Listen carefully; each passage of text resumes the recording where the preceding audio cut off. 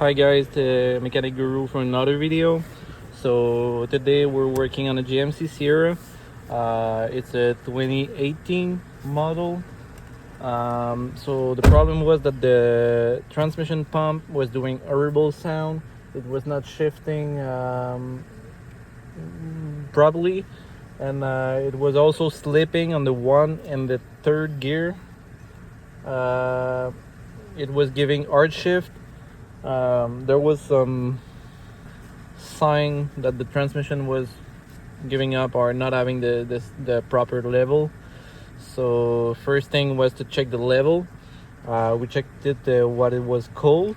So the car was sitting overnight. I just took the car and I start the car because you need to check the fluid while the car start. So I start the car, I check the fluid. It was under the gauge. I will show it to you how to read the gauge. But it was under the gauge, the cold range.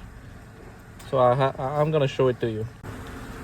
So you have two range on this dipstick. You have the cold and the hot. When it's hot, you need to be between this, and when it's cold and the car starts, you need to be between this. I was at that point. So I put 2 liter, I get back to here, and the car was starting cold, and it was cold.